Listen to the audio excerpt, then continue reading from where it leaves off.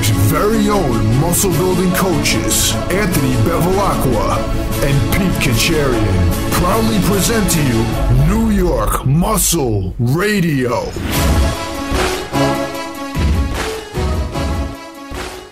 What's up, guys? New York Muscle Radio, episode number 163. It's your host, Anthony Bevilacqua, alongside my co-host, Big Pete Kacharian. And today, we're talking about why testosterone is important for muscle gain and fat loss. This is a very important hormone when it comes to muscle gain and fat loss, and we're going to go over in detail why it's so important. Guys, I just want, before we start this off, I want to thank you for finding this podcast. If you've been subscribed for a while, I want to thank you as well. I want you to go head on over to newyorkmuscleradio.com/getjacked, Jakked. That's your free 12-week training program we're offering everyone who listens to this podcast. So again, head on over to newyorkmuscleradio.com/getjacked for your free program as a thank you from the big guy and myself. Big Pete, what's going on, man? I like your new haircut. Yeah, keeping it nice and short for I guess it's springtime now. It's you know, older people say, I like your crew cut. Yeah. I'm almost sporting the myfitness haircut, but not quite. I don't think I'm wearing it as well as you do, but you know, it is what it is, right? Yeah, no more faux hook, man. What happened? It'll probably make a return. I can never say never, but I think I'm getting too old for the faux hook, man. I don't know. I might have to change it up a little bit. I don't think I could sport the crew cut too well, but I might have to come up with something different. I've been wearing the faux hook since I'm like 20. So I think it's time for a new haircut. Oh man, well, you should dye the tips blonde. Cross tips, man. Nah. I think I'm going for a more. I got to go for a more mature look. I think that's what it is. The comb over. Yeah, maybe I'll do the comb over. Wait, did you ever have your hair, like the tips of your hair dyed blonde back in the day? No, I never did that. No. Really? I did. Did you really? Yeah. You got any pictures, man? I think I probably do. See, so what I used was, when I used it, my hair never really turned blonde. It turned like really light brown. So it didn't really look too good. And then someone introduced me to bleaching my hair. So then I bleached like the tips, and they came like platinum blonde, and it was too much. I was like, forget this. You were like a pony boy, huh? Yeah, pretty much. The tips were all blonde. That was the style back in the day with the little flip. I remember that. I do. I remember that. Yeah. I never did that though. You never had the flip, or you just went straight into I had the flip, just no yeah, you know, I guess you could say like the faux hook's kind of like the modern day flip now. Yeah. Although the faux hook's already pretty dated. I don't really see too many people wearing it anymore, so you know, I got to go with the new trend, I guess. Yeah, comb over. Yeah, that comb over with that line. Yeah, I don't know. Well, that's a throwback anyway, that hairstyle. Comb over? Yeah. Don't you use the comb over when you're balding? Yeah, you could do that. You could do that too. Comb over. You know what hairstyle I was obsessed with as a kid? Remember in Titanic how he had like that mushroom hair? Like that. It would. That's what he had? Yeah, I think that's what it's. I don't know. I thought the whole thing was slicked back. No, only when he gelled it was slicked back. But when it was like normal, it was like out to the side. Was it? Yeah. I had a mushroom cut when I was a kid. That was in. I mean, I think that was around the time of Titanic too. Yeah, probably. Yeah, now I just got to go with the crew cut, like all the older people say, the crew cut. It makes it so much easier, man. Holy crap. Simple, what's that word? Well, minimal. It's a minimalist haircut. Yeah. Keep things simple.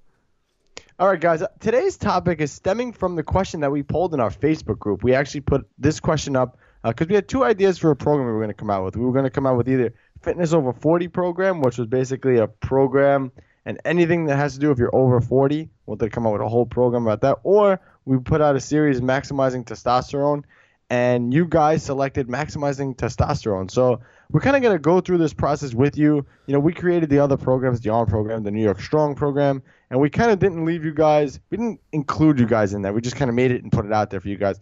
This time we're going to kind of do the program as we go with you guys, so you're going to be following along. And I think it's going to be a cool ride for you guys. So, again, guys, make sure you join our Facebook group because, like I said, we always throw up questions in there for you. And, again, we do this podcast for you guys. So make sure you join that Facebook group. It's New York Muscle Radio is the group. And remember, too, if you're interested in this program on maximizing your testosterone, you can get on the pre-launch list if you head on over to newyorkmuscleradio.com/maxtest.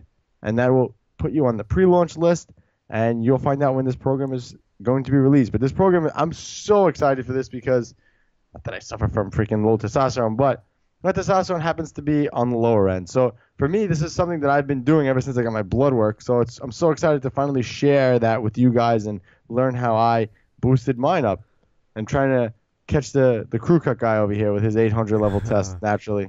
Yeah, so it's one of those things that's a great example too. Me and Anthony were both, we're close to the same age. He's only 2 years older than me. That age marker is not something that separates our testosterone levels. That's just simply more genetic and lifestyle related. But it's one of those things relatively, me and Anthony, we're very close to the same age, pretty much the same height, same weight. We train very similarly. Our lifestyle is more or less, his lifestyle is a little more active than mine, but, very similar. But you take a look at blood work, testosterone levels, it's almost like night and day, just the difference that's there naturally. And when that's one of the things that really can separate the amount of progress you make versus, how much you're being held back by those numbers. So, we're going to attempt with this podcast and with the whole course to take something that's very scientific and very detailed, but break it down for you guys very simply, because you can make this as complicated as you want or as simple as you want. But we're here to provide you with the information you just need to know in order to maximize your testosterone.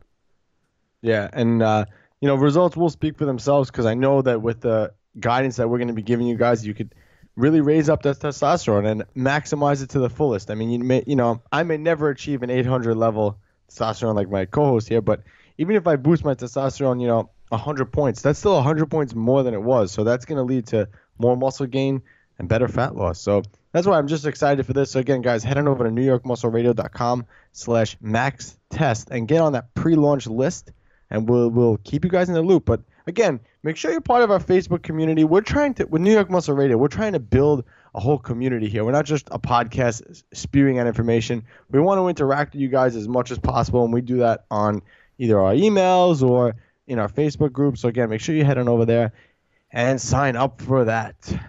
Man, a lot going on lately, huh, big guy? Yeah, I mean, we've both between two of us been crazy busy, and on my end at least, I'm spending all my time right now just trying to get everything up to speed and put together everything that we need to for the podcast, for the website, for all our audience and our listeners. And I'm excited about all the stuff we're putting out there because we're getting a lot of good feedback from everybody. So I'm happy to be doing the work and putting it out for you guys because I know you appreciate it. And you guys are all great because you guys all put in the work. You guys all get the results, and you guys are good examples of what we're trying to talk about here on the podcast, doing things the right way. Yeah, and we have a lot to offer you guys. So anyway, I wanted to talk about this article that I found, and it leads perfectly with today's topic, actually. And this is just coincidence because I found this a while ago, but it happened to be just the next one on my list. So the article is entitled, "Men Are Becoming Weaker Because We're Not Raising Men." And basically, they're saying that in this article that males are basically not as strong and as lean as we used to be. Definitely true. Yeah. Due to the lifestyle changes. So I'm trying to pull the article up here. It's taking forever to load. Yeah, while it's loading too, the funny thing is they're saying due to lifestyle changes. I've also seen somewhere, I don't even know if I could pull it up. I saw it a while ago, but I did see something that they did do studies, and they compared the natural average of testosterone levels in men from a certain year, and as time has progressed, we've actually seen that go down in the average person.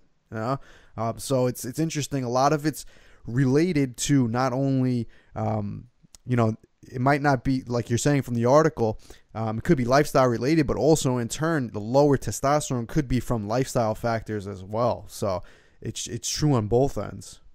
Yeah. So basically this article says the Washington Post highlighted a study showing that grip strength is a sample of college men had, I can't speak today, man. I'm so tired. Declined significantly between 1985 and 2016. So they used grip strength, and they're saying that the pounds of force went from 117 pounds in 1985 to today 98 pounds. Yeah, so that's crazy. Then it says, in other words, the average college male had no more hand strength than a 30-year-old mom. Yeah, that sounds about right. Honestly, it talks about it in here is that, yes, I know it's only one study, and yes, I know that grip strength is only one measure of overall physical fitness, but the findings are consistent, as other studies show kids are less fit today as well. For example, it takes children 90 seconds longer to run a mile than it did 30 years ago. That's crazy. Yeah, well, it's definitely two things. One, you're talking about the average college kid, right? So today, yeah, we're having a lot less. People are doing a lot less manual labor. People are living a lot more comfortable lifestyles, so they're not as active. They're not going to be as strong. And two, people are eating such, like, the food quality is so bad in general. People are eating such bad stuff that in turn they're eating nutrients that they're not doing well for their hormones, not doing well for their testosterone. It's definitely making things worse. So you're kind of like burning the candle on both ends, and if you're not actively trying to do things to improve that, you're gonna end up one of those kids with a female grip strength of a 33-year-old female woman. So I hope people take note of the stuff that we're putting out in these next couple of podcasts and you apply it. If you do follow the stuff we do put out there, you're probably off to a good start, so don't stress out about that. Yeah, but I mean, it's true if you think about it. From when we were kids to now, I was never home as a kid. I was always out. I was always running around playing sports. I remember literally, I would wake up in the morning. I would go outside with my friends. We would start playing from like morning, go in for lunch, and then like not come home again until like dinner and be playing sports all day. Like not even kidding. Like full court basketball, 3 games in a row, like manhunt at night, wiffle ball during, in the street during the day, or football. No, you never see kids outside nowadays. Never. I know. It's pretty pathetic, honestly. It really is. But that's the way it is now. And, if you're sitting around all day, think about it. Like you said, if you're sitting around and you're exercising all day, or if you're not sitting around, if you're outside all day and you're exercising, you're playing all those sports, you come in, you eat, you go back, you're basically providing your body with, food, train. Your body's going to respond by making sure its hormone levels are capable of keeping up with that. If you sit in the house all day, you eat like, McDonald's, pizza, and go to sleep, and then you wake up, play video games, do it again. What's your body going to do? It's going to say, all right, we just need to survive and sit here. We're not going to thrive. We're just going to survive. Your hormone levels are not going to be optimal. It's just not going to be. I've told this story before on the podcast. I think I did anyway. I've told it somewhere. But one of my clients, his dad, he was in the – you're right, guy? You're right, big guy? I'm good, man. We're having a little microphone malfunction here, but we're good. So one of my clients, his dad, he was in like the Marines or something. So he's in his 80s. His father's 86, I think. And since he was in the Marines or Navy, I forget where he was, he would do 200 sit-ups every day. It was just something that they had him do. So he continued that after the Navy and all the way through until his age now, which is great. Think about it, 86 years old being able to do 200 sit-ups a day. I don't even know if I could do 200 sit-ups.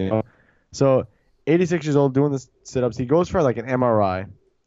And usually when you go for an MRI, you're lying down.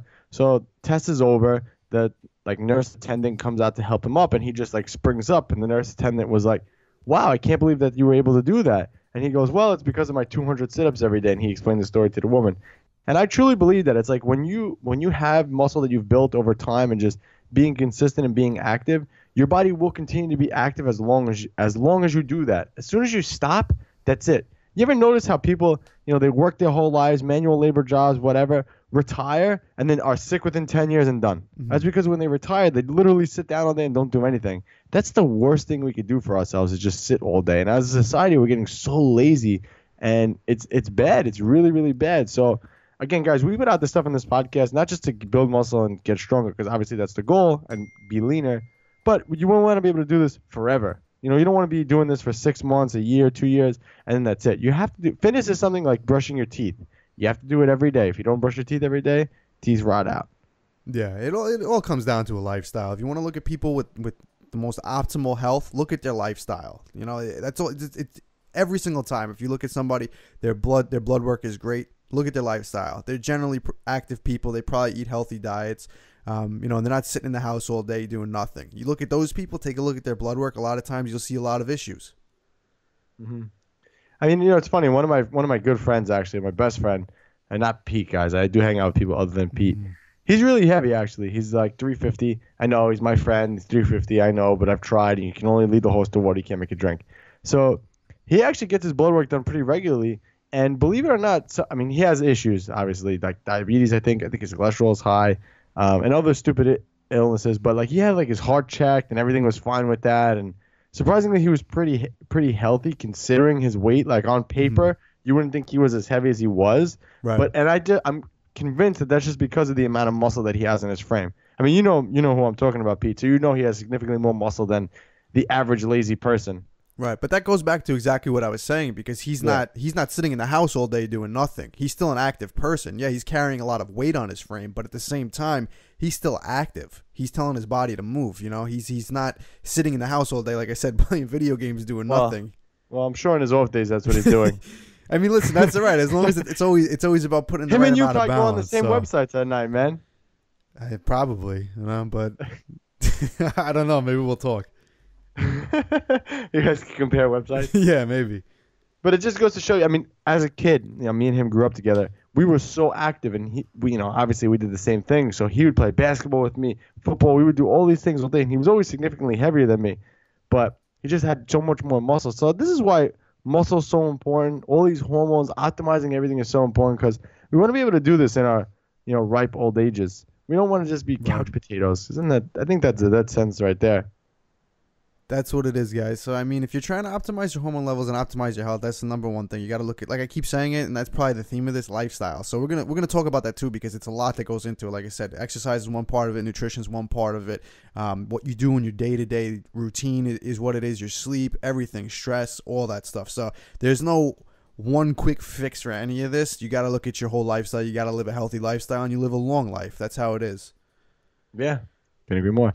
Man, I forgot. We totally forgot to mention this. Well, two things, actually. One, I'll go with this one first. We worked out with Roy Alter from, what's the name of her company? Ooh, bad move. We had her on episode 130. Can't remember the name of her company. Progressive Resistance something or other. I don't know, but you follow her on Instagram. She's a monster, man. She competed at the Arnold several times already. She won her class at the Arnold. It's insane. This girl, when we went, she was doing deadlifts. We worked out with her. She was doing deadlifts. I think she did 355 for 8 reps, something like that. What was it? Do you remember exact weight? I think it was like 9. I think, or 10 or something like that. Crazy. 9. Yeah. I know she pulled almost 400 that day. Yeah, without even trying. Yeah, I pulled 400 that day too, and it was pretty tough.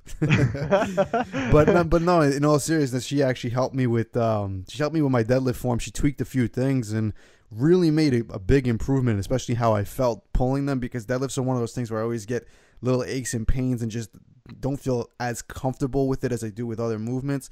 And she, within only just a few minutes, just tweaked a few minor things that made me feel so much more comfortable doing it, and definitely helped. So I'm really happy that she was able to help me with that, and I appreciate it, because it's one of those things where little tweaks sometimes you miss, and somebody else who's a little more knowledgeable about that stuff just points it out to you, and can make a huge improvement. So little things were, helped a lot.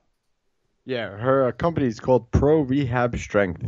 But again, she came on episode 130, so you guys can go back and check that one out, because that was a good one. But it was cool to actually work out with her. She's a Long Island native like us, so it was cool to go and hang out with her for the day. But the other thing that I wanted to bring up, man, is 315 for reps, finally.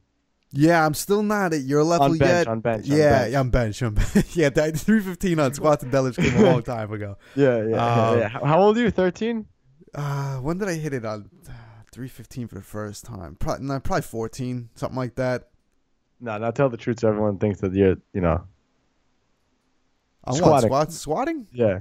Squatting. When did I hit 315? I don't even, to be honest, I don't even remember. I really don't. I remember the first time I benched 225. I was like 17, But yeah, so think about that. That's 10 years. That 10 years ago, I hit 225 for a single. I hit 315 for 4 the other day. 10 years later, so it just goes to show you that this stuff takes time, especially if you're natural and you're going through the process on a very, very slow rate. It's gonna take time. So it took me 10 years to go from 2 plates to 3 plates. But you know what? Got it done. Still not on your level, like I said. Because what did you do? Like 315 for like 8 at your best? 9. So I'm only like halfway there, man, with 4 reps. So for me, it was. I haven't tried that in a while though. It's almost like I want to, but I don't want to break my programming. For me to do that, I have to break my programming, and I don't feel like doing that. So, but I'm just curious what I could get now. Maybe I'll do it one day. I don't know. Fresh, what I could get. Test it as an AMRAP. It'll be interesting to see. Yeah, I don't know. You have to you have to hold 315 for a while in order to get good at benching it. You got to do it a couple times before you can just jump. Yeah. I mean, I'm sure if I practice a little bit more, I probably could get a few more reps on an AMRAP. But I just threw it on the bar that day and just kind of repped it out. I was feeling strong, so. It's good, man. Yeah, if we get the squat and the deadlift up, I'll have some pretty respectable numbers now because I think that bench is catching up to the squat and the deadlift now. You'd be like Skip Core. Yeah. Hey, wouldn't be too far off from a lot of other guys in the gym. Yeah, we always make fun of Skip. We like Skip, actually. Skip LaCour. He's a great guy. But in one of his videos, we were rewatching Max LT the other day, and he was like squatting. he was benching like 470. He was He was deadlifting like 455. I don't know. Whatever. It is what it is. How much was he squatting in that? I don't remember. Do you remember? I have no idea. That I don't know. Oh, we should try to pull that up quick. I don't know. It probably wasn't much more than that, to be honest with you. I never saw him squat anything crazy. But he had a great physique, so you know what? He wasn't a powerlifter. Yeah, that's true, too. All right, man. Let's move on to the listener question of the day. Guys, if you have a question you'd like us to answer, you can submit it on our website, newyorkmuscleradio.com. So let's listen to our question. Or call or text in your question at 508-687-2534. All right, so today's question is from Alex Dedia. He says, hey, guys, love the show. Thanks for the info and entertainment. A bit about myself. I've been a powerlifter for about a year now, and I'm currently sitting at around 175 pounds at 6 foot. I'm a hard gainer, but I have managed to put on 20 pounds since starting. I'm trying to get in the mid-180s since I plan to compete at the 83 kilo class, 183 pounds. Performance, not aesthetics, is my main goal. As such, I practice flexible dieting, prepping most meals, but will take a delicious, fresh cooked meal when available. Also throwing in some dirty calories in there once in a while. My question is regarding a macro calculator. Everybody loves these damn things, man. It's the new trend now, but it's terrible. Yeah. It's terrible. So I use myfitness to calculate and track, and I've also used ifym.com to calculate my macros. However, both have given me very different goals, ranging from 27 to 3,700 calories and 170 to 250 grams of protein. I personally only notice consistent weight gain around the 3,300 calorie mark. Do you guys recommend any particular calculator or formulas I should use? And why would there be such a contrast between different calculators available to me? Any other advice from you guys would be greatly appreciated. Keep up the awesome work. Well, Alex, thank you for the question. But we give all this information out in Cracking the Flexible Dieting Code. So if you head on over to our website and pick that up, you'll find the answers you're looking for in there as far as the formulas go. But so what? I'll ask you this question, big guy, because we answered this on. Yeah. Was it on Bikini and Barbell? I'm not sure. I'm sure this question has come up a few times though. Yeah. So why is there such a difference between the calculators that are available? So he said, I think he said he used ifym.com, and he also, what did he use? MyFitnessPal. Okay. So MyFitnessPal, the reason that one's going to be greatly different than something like ifym, which I'm not even sure what the macros ifym.com will give. But MyFitnessPal. I'm sorry. Hold on. Wait. I would assume, because he said, however, both have given me a very different goals, ranging from 2,700 to 3,700 calories and 170 to 250 grams of protein. So I'm going to take it that 250 grams of protein is from IFYM because MyFitnessPal would never recommend that much. Right. And the reason is because MyFitnessPal is made for the average person. Anybody who wants to track their meals are going to use MyFitnessPal. It doesn't have to be a bodybuilder. It doesn't have to be anybody who even works out. You know, your grandma might use it. Your uncle might use it. Somebody who's never even been in the gym before.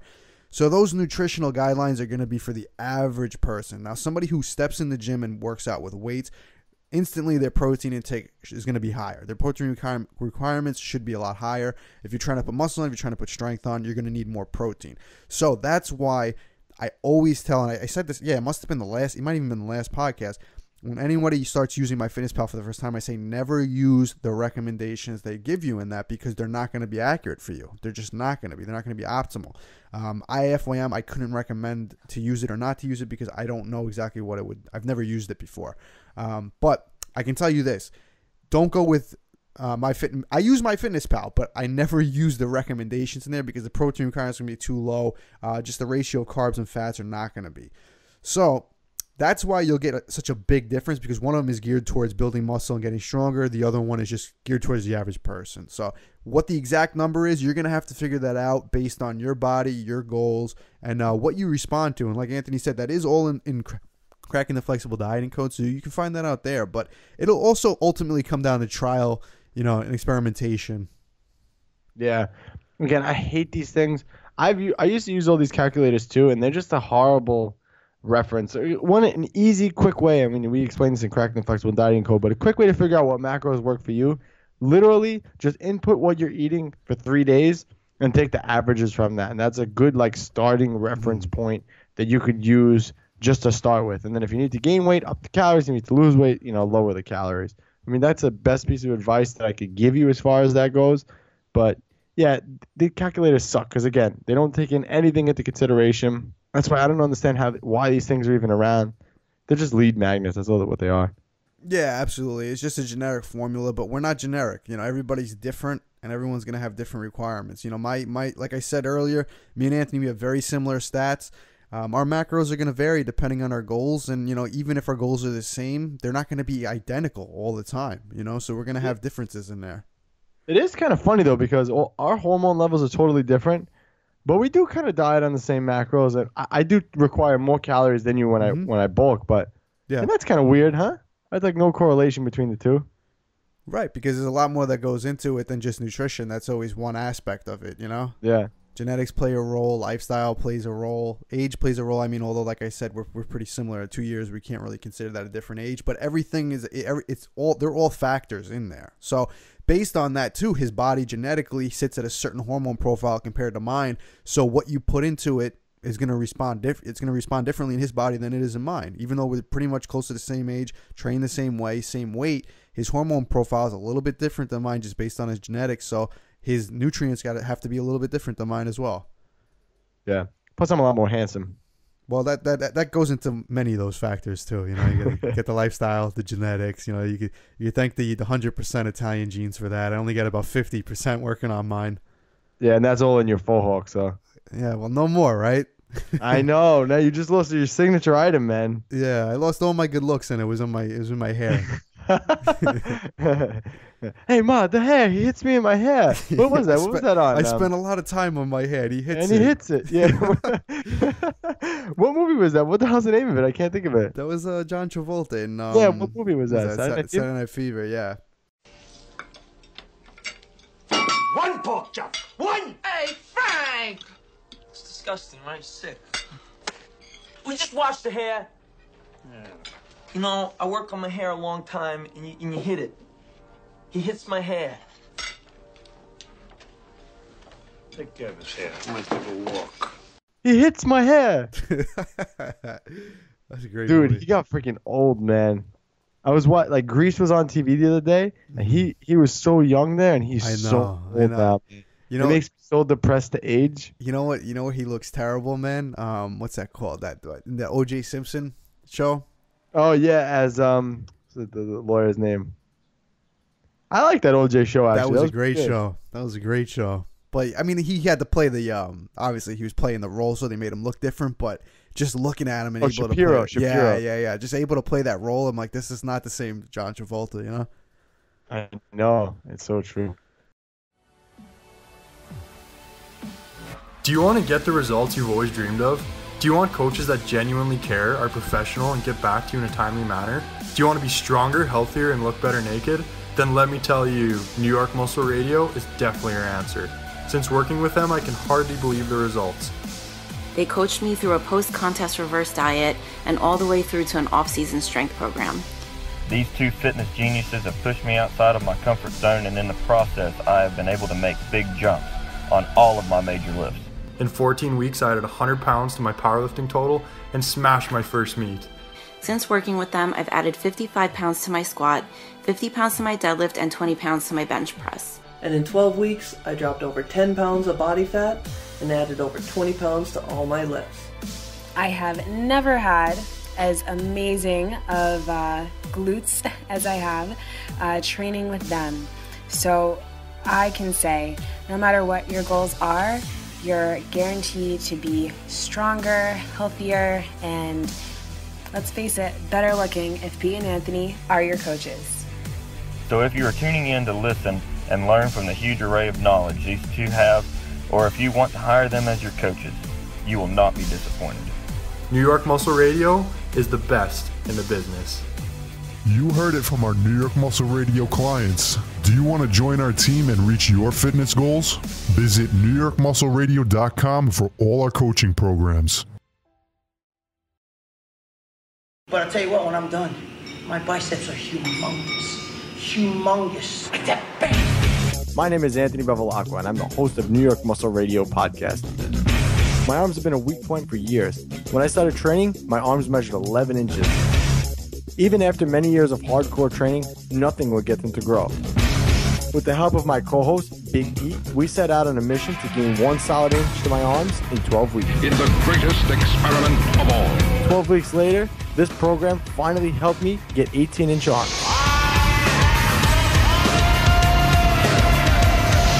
The 12-week arm experiment, the ultimate arm growth program, ebook, the audio book, and the workout video. Pick up your copy now on NewYorkMuscleRadio.com.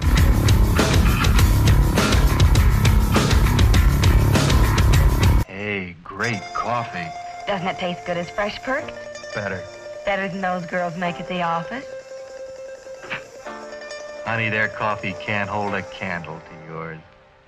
Caffeine, the world's only instant coffee that's fortified with muscle-building protein. Visit buyproteincoffee.com now.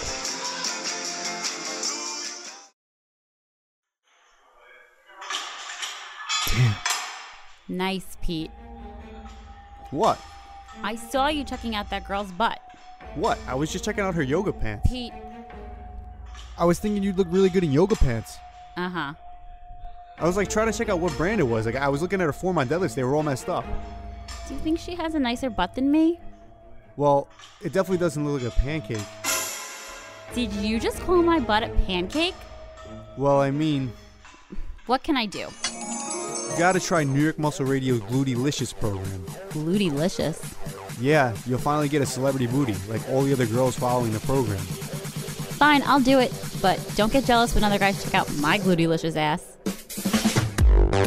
Glutylicious, your guide to getting a celebrity booty in 12 weeks. Now available exclusively at NewYorkMuscleRadio.com.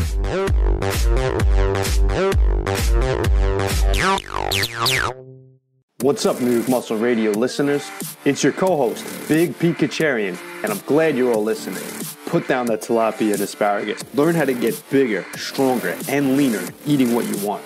Pick up a copy of Cracking the Flexible Dieting Code exclusively at NewYorkMuscleRadio.com. But for now, let's get to the show. All right, man, let's roll right into this. So today's topic, why testosterone is important for muscle gain and fat loss. Guys, I just want to tell you before we even get this started, this is very scientific, a lot of big words here. So we're going to try to dumb this down as much as possible to make it so my mom can understand this, okay? So that's what we want, because we want you to be able to explain it to your mom, your brother, your sister, your cousin. You know, we want to be able to explain this to you guys so you can explain it to other people. So bear with us, as like we said, this is very complicated, and we're trying to make it as simple as possible. All right, so big guy, you ready? Yeah, I think we could.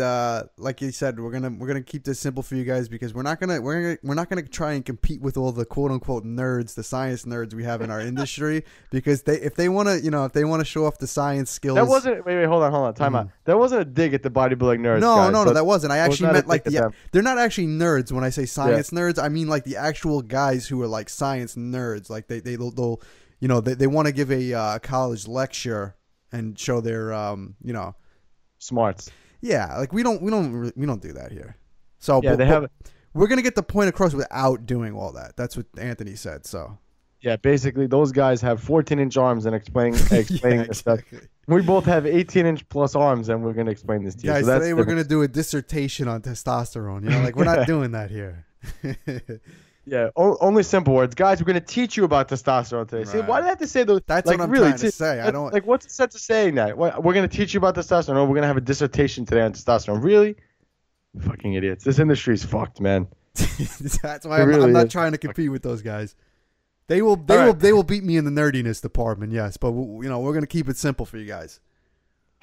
All right, so let's roll. So what is testosterone? So testosterone is a sex hormone that plays important roles in the body. So in men, it regulates libido, sex drive, big Pete drive, bone mass, fat distribution, muscle mass and strength, obviously, the production of red blood cells, and semen. So again, as guys, when we age, we also just so happens that as we age, we make less testosterone and we produce less estrogen as well. So usually as we age, that's something that happens, and that is because it protects the heart. Sometimes high testosterone levels can push prostate health up, and obviously your heart's a muscle too. So your body, that's just a defense mechanism your body does. As you get older, testosterone levels drop. Yeah, and that's generally what separates the younger person from the older person, and where they always say, oh, you're young, you have all this energy, you can go without sleeping, you don't need to sleep as much, you could you can eat whatever you want, your body burns it, you could be active, you don't need to rest as much. And then when you get older, oh, I'm older now, things don't work the way they used to. I'm tired all the time. I can't eat that cookie anymore. It'll get me fat, but I used to eat pizza all the time. That's the difference in hormone levels when you age. And that's something that's just going to happen naturally, but that's something that you can control. And when I say you can control it, if you're, like I said, if you're living the right lifestyle, you're eating the right foods, you're training the right way, you can prevent that from just going to shit, which most people don't, unfortunately. Like Anthony said, a lot of times people they retire, they sit on the couch, and then they're not putting their body in the right state to optimize their hormone levels, and things are just going to go down. So that's really, in a nutshell, those are all the functions that testosterone have. And if you're trying to build muscle, you're trying to get stronger, you're trying to get leaner, it's something that you definitely want to have, quote unquote, maximized, and you want it to be, as high as you can naturally, because if you don't, then you might be missing out on a little bit of gains that you can make, or you might be making it harder. Yeah, exactly. And I think they say 30 is like the cutoff for guys. I'm not sure what it is for women. I want to say it's around the same age, but I'm not 100% sure. It's something we should probably look up and come back to on that. But I'm pretty sure. I mean, a guy is definitely 30. So they say guys, when you hit 30, that it's all downhill from that point. That's why I'm not looking forward to my 30th birthday. Yeah, but again, you have to take into account that that's a 30-year-old that does nothing. Nothing. That's true. You know what I mean? Yeah. When, like I said, if you're working out, you're going to prevent that from happening. I mean, you're not going to, because you work out, you're not going to be 90 years old with the same testosterone as you had when you were 18. But if you're sitting around doing nothing, you're definitely going to see a decline in testosterone way faster than somebody like Anthony, who's turning 30, but he's working out, he's on top of his nutrition, he's on top of his lifestyle, and his body's in great shape. So you're not going to see it like that. Yeah. I'm actually trying to pull up You're right, big guy. You're all right. You're talking about testosterone. You're getting excited. You keep dropping your mic. All right, guys. So I found a good age chart here. So basically saying, and again, this is average. This is just to give you an idea of exactly what's happening. So in your 20s, let's just say your 20s, you're like Big Pete. You have 800, nanograms per deciliter testosterone flooding your system. Then by 30, you have 600. By 40, you have 400. By 50, you have like 300. By 60, you have 200. By 70, under 200. By 80, about 100. By 90, about 0. So again, this is just to show you that that's how testosterone declines with age, just to give you guys kind of an idea with numbers. Yeah, again, that's provided you don't do anything. You sit there and you just let it wither away. But if you take some steps to prevent that, you can. Now, there's also one of the things we forgot to talk about also. There's two types of testosterone in our blood. We have free testosterone and total testosterone. So you want to take that one? Yeah. So what's free testosterone, big guy? So basically, you have total testosterone, which is the amount of testosterone that's actually circulating in your system. Now, just because you have a certain amount of testosterone in your body, it doesn't mean that you're actually using all of that, or that your body is actually making use of it. So you might have somebody with high total testosterone, but their free testosterone might not be high. Now, that might not be a great thing. So free testosterone is basically the out of all the testosterone that's in your body, how much of it is actually available for your body to use for all those purposes that we discussed earlier that you need testosterone for. So you do need the right balance of total testosterone and free testosterone. So now when we're talking about the amounts here, like you said, 600, 800, whatever it might be, that's your total testosterone. Now, only a very small amount of that is actually free. So if you have somebody with high total testosterone, but their free testosterone is not high, they might actually have symptoms of low testosterone, when the problem is not actually low testosterone. It's just that their free testosterone is not up to where it should be. And there's a bunch of different reasons why your free testosterone isn't optimal. We have a bunch of other hormones in the body that you have to pay attention to. Testosterone is not the end-all, be-all. Anthony mentioned estrogen as well. Estrogen is a hormone that gets converted from testosterone in men. We don't, women produce estrogen. That's their primary hormone. Men, it's testosterone. But men have estrogen in their body as well, and that comes from a lot of testosterone that gets converted into estrogen. So somebody with a high total testosterone might be converting a lot of that into estrogen, and they don't have a lot of free testosterone.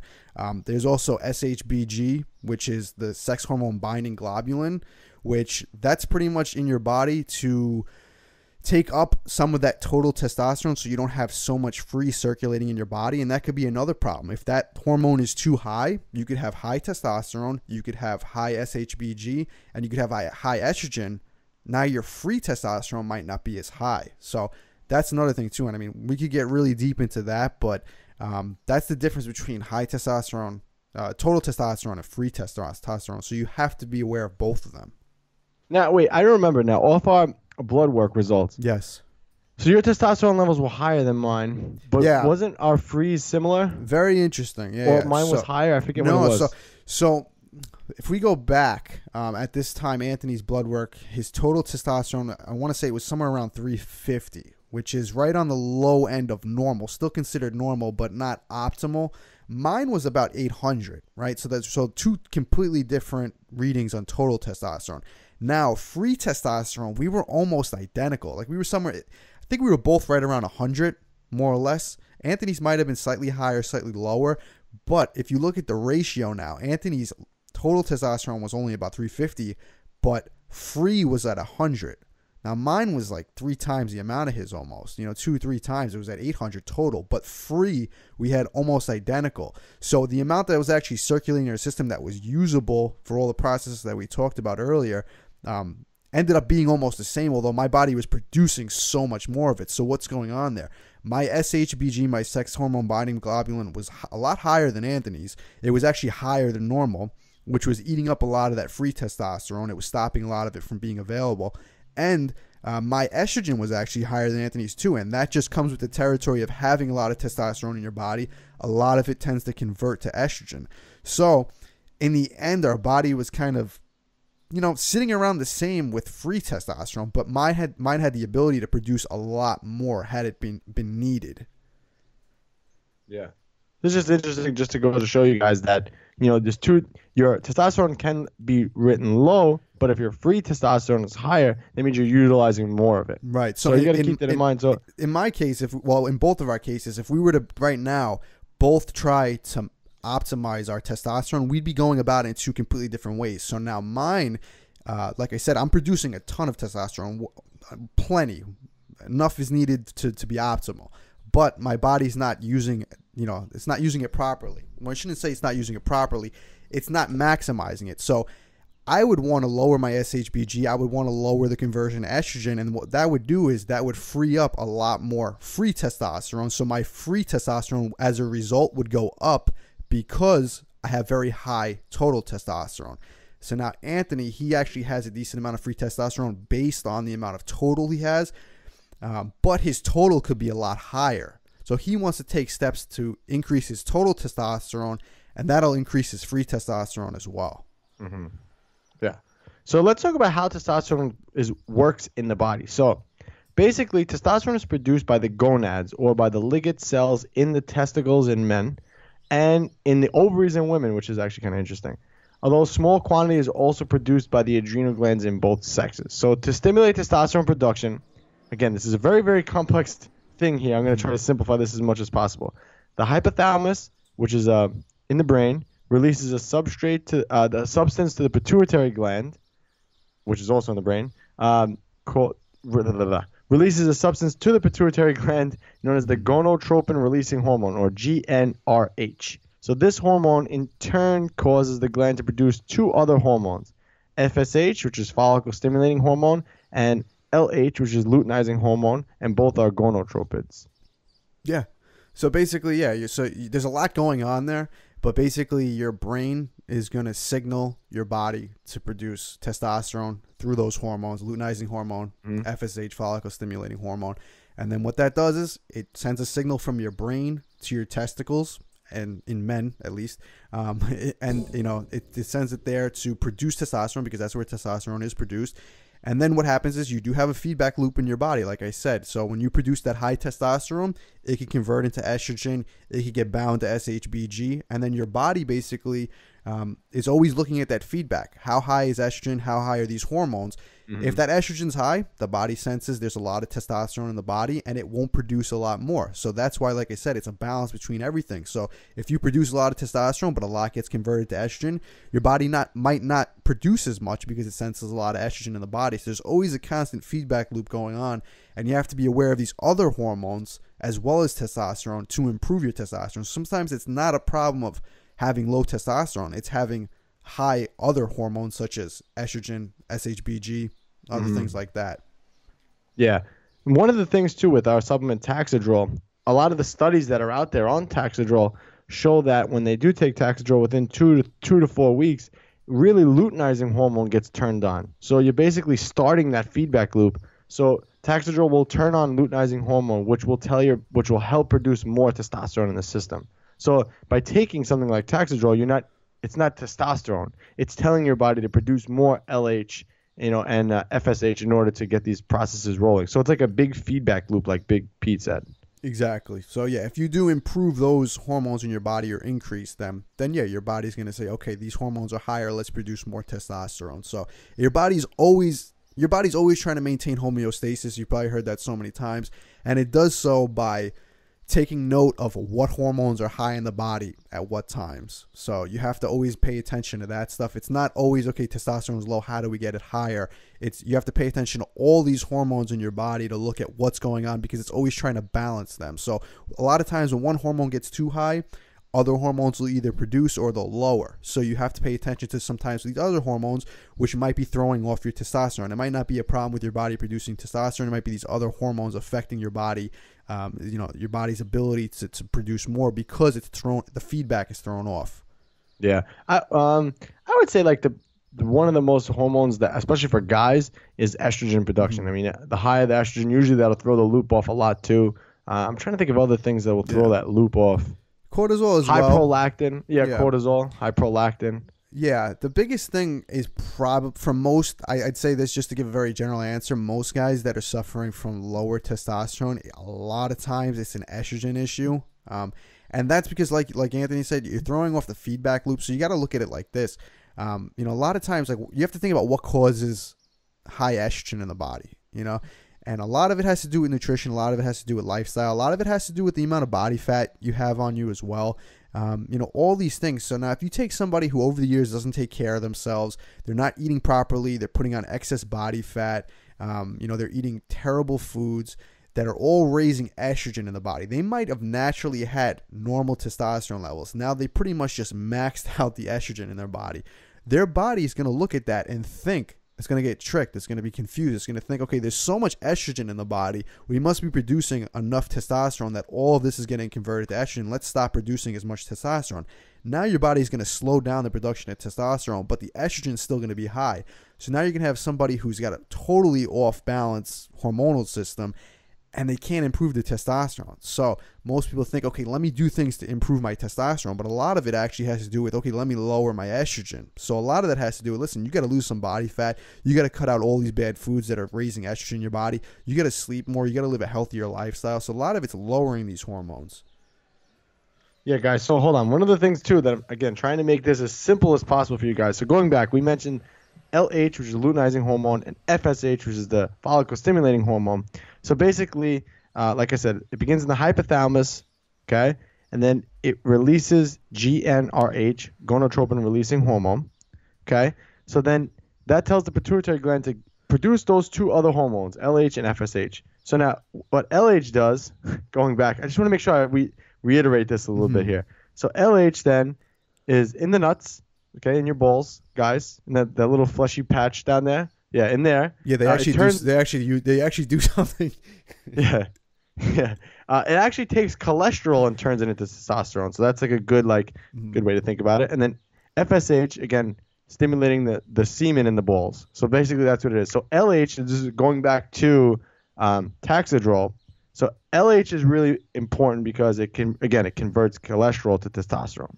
FSH is more responsible for more sperm production.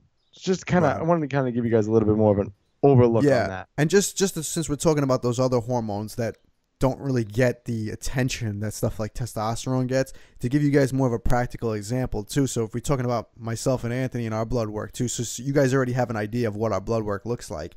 My testosterone, total testosterone, is very high compared to Anthony's. But if you were to take a look at those other hormones, my LH and my FSH, naturally those are actually on the lower end, and Anthony's were in, the average to optimal range, not high, but average to optimal.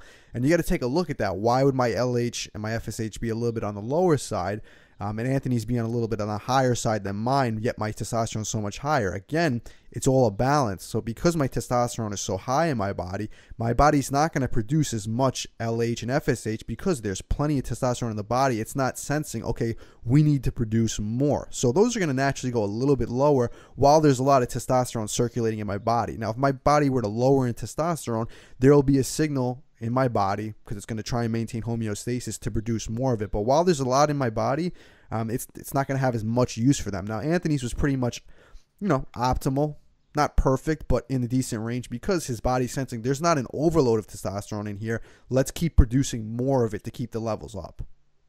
Yeah. So now, once the LH, so back to the nuts again, back to that fleshy patch. It's where it all comes back to, right? Yeah. Back to that, right? So the cholesterol turns into testosterone. So now the testosterone is released into your bloodstream. Okay. So now, boom, from your nuts to your bloodstream. So now Pete mentioned SHBG, or sex hormone binding globulin. So that's released in the liver to carry the testosterone around. So your SHBG's role is to kind of regulate the free testosterone in the blood. So the remaining free testosterone that circulates through your body is waiting for receptors. So once that free test is bound to an androgen, it goes through different changes, and that's how we increase muscle, or some guys with high can grow a really nice beard. This is kind of where these things end up happening. So again, more SHBG in the blood, that's what we want. We not want the less T in the blood. So more SHBG in the blood, the less testosterone that's actually circulating in the blood. Yeah, because your body's going to your testosterone is going to bind to all these receptors in your body. Like you said, there's hair receptors, there's muscle receptors, those are androgen receptors, you have prostate receptors, all this stuff in the body. So this testosterone that's floating around in your body, it's always looking for a place to go. So now SHBG is there also, and it could bind to SHBG, and then, you don't have as much free testosterone floating around. That free testosterone is going to float around to all those different receptors in your body. So it's going to bind to hair receptors, muscle receptors, everything like that. So the amount that you have circulating in your body is freed up to bind to those receptors. Now, if it's binding to SHBG, there's less for it to bind to other receptors in your body. Yeah. So exactly what he said. You want as much free test as you need. So you got to limit that SHBG. So I always get that acronym confused. Sex hormone binding globulin. So I said it right. SHBG. So you want as much of that as possible. So how do we kind of keep that in check too? Your liver health, because your liver is where that hormone is produced. So again, you have to make sure you limit alcohol, make sure you increase your water intake. Try not to use anything that's damaging to the liver, because obviously if your liver is damaged, more of that hormone is going to be through your system. So you want your liver working optimally. Yeah, that's why you got to pay attention to all these other hormones too. You can't just get a blood test and just say, just check testosterone. I've done that before when I was a lot younger, when I was about 21. Doctor sent it to me, and I said, all right, but this doesn't tell me anything, But then you got to get a full panel. You can see what's going on with all this stuff. All right, so now let's talk about why testosterone is important for women also, because, we're kind of talking about guys here and nuts. We're not talking about the women. We're kind of leaving them out. And we'll talk about how it's kind of produced here for women. So testosterone, again, is an androgen or a sex-related hormone, and it's also considered a male hormone. So androgen plays an important role in women's reproductive cycle and overall health. So for women, testosterone is produced in your ovaries, your adrenal glands, and actually your fat cells. So androgens like testosterone have 200 more actions in women. So again, testosterone is just definitely different for women.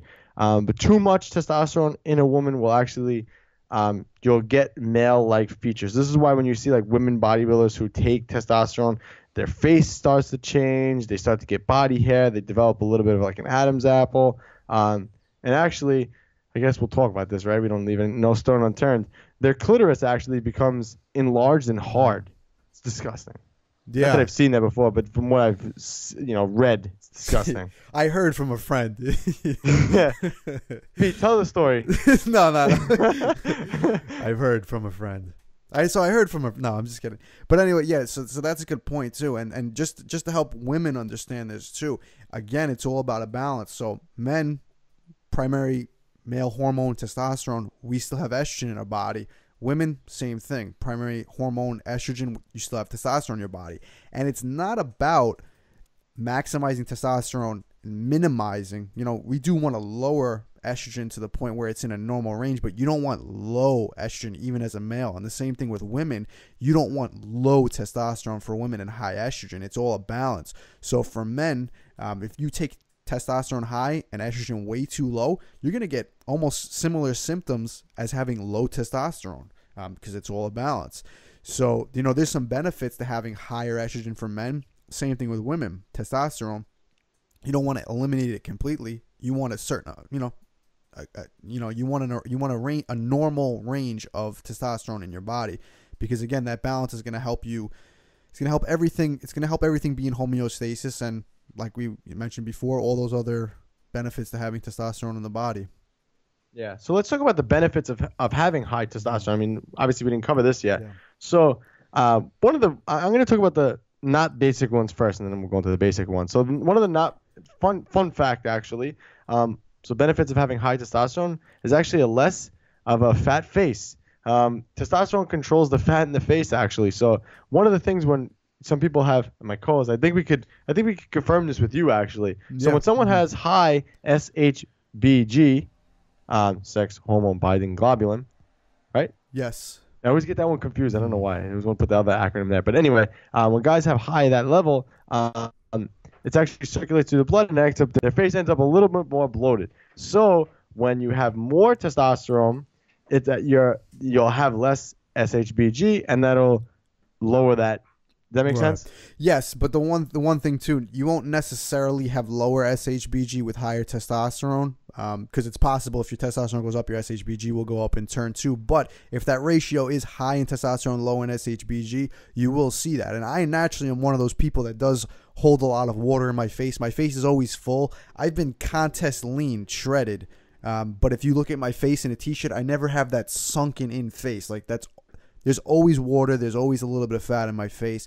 Compared to Anthony, his face gets very, very lean. And naturally, even when he's not dieting, it's probably leaner than mine when I do diet. And again, if you look at our hormone profiles, his SHBG is never as high as mine. His estrogen's lower too. And those are two things that can, you could see it in somebody's face generally. And I've gotten blood work done a few times where, your levels are always going to fluctuate. I've had times where estrogen came back in the normal range. I've had estrogen come back a little high. I've had the same thing with SHBG. And when I've gotten blood work done where estrogen was in the normal range, SHBG was in the normal range, my face definitely wasn't as bloated as it was when everything was high. Testosterone high, estrogen high, SHBG high. So that is a very, I've heard that before, but you never really know, is that really the reason, or are you just fat? Because you could just have fat in your face and it's not a hormone thing. But if you have a low body fat percentage and your face is still a little full, a lot of that can be hormone related. And I think that based on my hormone, my blood work and stuff like that, you can see when my hormone levels were where they were. My face was reflecting it. Yeah. So some other benefits are obviously improved mood. Usually, higher testosterone equals more motivation, and usually lower testosterone, which we'll get into in a minute, is more depressed, more anger. Increased basal metabolic rate. Obviously your metabolism is going to be better. Testosterone inhibits the formation of new fat cells, so that's something quite interesting and a little different. And also you have improved circulation as well with high testosterone. And this is through increased nitric oxide. I can't speak, man. I'm dead. Through increased nitric oxide synthesis. So those are the not so obvious benefits. The obvious benefits are obviously more muscle mass, less body fat, more strength. Yeah, absolutely. I mean, there's always a direct correlation between how much testosterone a person has in their body and the amount of muscle in their frame, which is the reason people take anabolic steroids. Higher testosterone is going to allow them to put more muscle on. It's going to allow them to put more muscle on than they would naturally. But if we're talking about in the natural range, there's still going to be a direct correlation between someone with low testosterone and someone with moderate to high testosterone. So like I said earlier, it's the difference between the young kid and the old guy. The old man, he's going to have, your 60-year-old father, 70-year-old grandfather, he's going to have a lot harder of a time putting on muscle than your 20-year-old brother, your cousin, whose testosterone is a lot higher. He's also going to have, he's also going to put on more fat than the 20-year-old. So the higher testosterone in the body is always going to translate to that. So what happens if you have low levels of testosterone in men and women? So low levels of testosterone, again, in either men or women, can lead to a number of serious conditions. So some of those are depression, low sex drive, obesity, osteoporosis. A decrease in testosterone levels, especially in women, can lead to a loss in muscle mass. So when obviously muscle burns calories and less muscle, slow metabolism, more muscle, faster metabolism. Very simple. So usually if you have low testosterone, weight gain is a common side effect. Yeah, absolutely. And again, it's a balance too. So a lot of it's not necessarily always directly related to the low testosterone. It's also a balance. So it could have to do with the higher estrogen too. So a lot of times when you see low testosterone, you see higher estrogen. And that generally is a very bad combination, which will lead to more muscle wasting, higher fat storing, and just, a harder time performing in the gym, energy and stuff like that. So in the bedroom? Yeah, absolutely. I forgot about that. We didn't even talk about libido. I know. And yeah, since we're talking about that, let's Fuck libido. That doesn't mean anything. I know, right? This is a muscle building and fat burning podcast. We throw that out the window as long as we make some gains, right? It's funny though. We do stuff like that. We do. But what are you talking about, man? Hey, listen, how many times have you gotten in contest conditioning and you were just like, all right, no more bedroom time. Let's just go eat, go train and eat. Or sleep. Yeah, so that's what we do. But yeah, since we're talking about that too, so yeah, that's an obvious one. High testosterone is always going to mean higher sex drive, but a lot of times people don't pay attention to this. Why are you laughing? Because I'm thinking about those poor people on Craigslist, the ones who, the Craigslist people. Yeah, they probably have very high testosterone. That's why they're on Craigslist.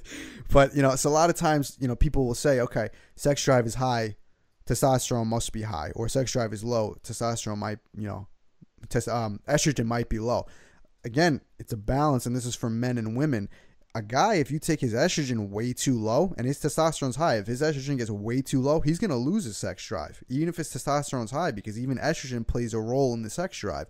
Same thing with women. If they throw that estrogen and testosterone balance out of whack, they're going to experience that as well. And it might not be because estrogen's, it might not be because estrogen is too high or too low. It's always a balance. So for men, clearly, if testosterone's higher sex drive, but if estrogen's way too low, you're going to feel like you have low testosterone. So it's a balance. Yeah, and also you're going to have a harder time losing weight, obviously, because then you're going to have less energy to train. Obviously you're already fighting an uphill battle when you're trying to lose weight. So that's why, trying to optimize this hormone is so important for both men and women. So now this is another, I guess, leading into what we're going to be talking about as the weeks come on. So why low levels of testosterone are common. Going back to the article that we mentioned earlier in this podcast, talking about grip strength and how it changed from the 1980s to now. I believe that low testosterone is happening now because of the poor diets that are out there. People don't know how to train. And my co-hosts are like my third point here, too much soy. Yeah. Yeah, it's a combination of all three, and probably number 3 is probably the most significant out of all of them. And I know people think that's overblown, but it's really not. Because if you look at what it does in the body, and you look at especially what it does in the bodies of people who don't train and live bad quality lifestyles, you're just creating a factory to produce estrogen and kill testosterone. It's an environment that's going to say, listen, throw off this guy's hormone balance. Fuck this guy. Yeah, I mean, they're doing it to themselves, so you got no one else to blame. Well, I think it's the same thing in women too. Yeah, absolutely, but they don't have that negative impact that comes from their estrogen shooting up through the roof and testosterone just crashing as a result from it. So a lot of times what you'll see is, and and I hate to say this because people are going to think that I'm making a very general answer, but go look, and if you find out, if you see something different, let me know. But if you look at somebody, take somebody that you look at, a male, an average, maybe even a younger male, like somebody in their mid to late 20s, let's say 20 to 30, which their testosterone still should be high. Their hormone levels should still be optimal. They should still look good, build muscle, burn fat, moderately easy. Take a look at the average 20 or 30-year-old that you see that's pretty out of shape, let's say, right? You're going to see a lot of things that are very similar about them. Number one, I don't know about you, Anthony. You could probably say this too. How many times do you see the average 20 or 30-year-old who's overweight, has excess body fat, very little muscle, but is also balding? Just think about it. I mean, I never really paid attention. Pay attention next time. Just go look at like 10 of them, right? Look at everyone's hairline. Just look at them for a second, right? People are going to think I'm crazy, but if you go look, let me know. Like I said, if you don't see this, let me know. A lot of times they're also balding. And 20 to 30-year-olds, a lot of it's genetic, but generally you don't start balding that early. And what does that tell you? Their hormone levels are out of whack. A lot of times, too, if their estrogen's through the roof, that could aggravate male pattern baldness. Lower testosterone, that could aggravate it as well. So a lot of times they're overweight, storing extra body fat. They're losing their hair. They're having a lot of symptoms in their body going on all at once of their hormone levels being totally out of whack. And how does that happen? Like I said, at 20 to 30, that's not supposed to just naturally happen. You don't just start getting fat at 20 to 30. You don't start just losing your hair. That's stuff that comes later in life when those hormones are out of whack, because when you're 60, when you're 70, your testosterone is going to be lower. It's just, that's natural. But why are 20 and 30-year-olds doing that? Well, a lot of it's the lifestyle, a lot of it's the diet. So what they're doing is through the shitty diet, eating soy, not working out, just being lazy, they're accelerating that aging process by throwing their hormones off, and you can see it. They're balding, they're getting fat, they're getting weak. It's happening at 20 to 30. You see it everywhere. Mm-hmm. Actually, too, I've even seen people with, I'll include myself in that category, even though someone practices flexible dieting, sometimes they could take flexible dieting to a different extreme. Whereas, one of the things for me, since writing this course and just going through this whole thing, once I found out my testosterone was out of sky, I have to change this. Implementing a lot of different things into my diet, not trying to be, I don't know, I'm trying to think of the words here, but I'm not, not just trying to fit Pop-Tarts in my diet. Right. Eating a good, wholesome, calorie, nutrient-rich foods in my diet have really made a lot of a difference when it comes to maximizing testosterone and overall health and wellness. So it's important to not just try to fit everything into your diet, but eating a good quality diet. I mean, we're supposed to have like anywhere between 2 and 3 servings of fruits and vegetables a day. I was having none for a while. Yeah. Well, that's why, and I say this all the time, it's called flexible dieting. It's not called eat whatever you want. There's a difference between being flexible and you having a diet that's primarily Pop-Tarts, cookies, donuts, cupcakes, because whatever, it fits my macros. I say it all the time. Yeah, you have to, it's calories in versus calories out if you want to net weight gain or weight loss. But the quality of your diet should be based on what you're trying to accomplish. If you're trying to look your best, if you're trying to perform your best, if you're trying to have optimal health, you can't do that just fitting in Pop-Tarts all day. You have to have a balance in your diet. I'm not saying you have to eat 100% clean. What I'm saying is be flexible with your approach. Don't just eat junk all day. Yeah, and I'm going to credit my co-host here with the whole enlightening me on the whole soy thing, because I never used to take soy seriously. It's like, it's all right. I'm not having soy protein powder. That's kind of how I looked at it, But you'd be surprised, actually, guys. I want to test you to this. Look at the label in anything in your house, any item in your food pantry. Just look at the label. Almost, I want to say 95% of the things in your house probably will contain soy. It's insane. So when you look at it, even though it's in trace amounts and a lot of the stuff that we eat, it adds up to a lot at the end of the day. I would definitely recommend, after listening to this podcast, try to eliminate as much soy you can as from your diet, and you'll notice and feel a huge difference. Yeah, I mean, I can't really add to that because anybody who listens to this podcast probably heard me say that 1,000 times. But I want to just elaborate on something here quick. When you say soy, most people, like myself included, I think of soy protein powder and like protein bars with soy in it. But there's literally soybean oil in everything. Right.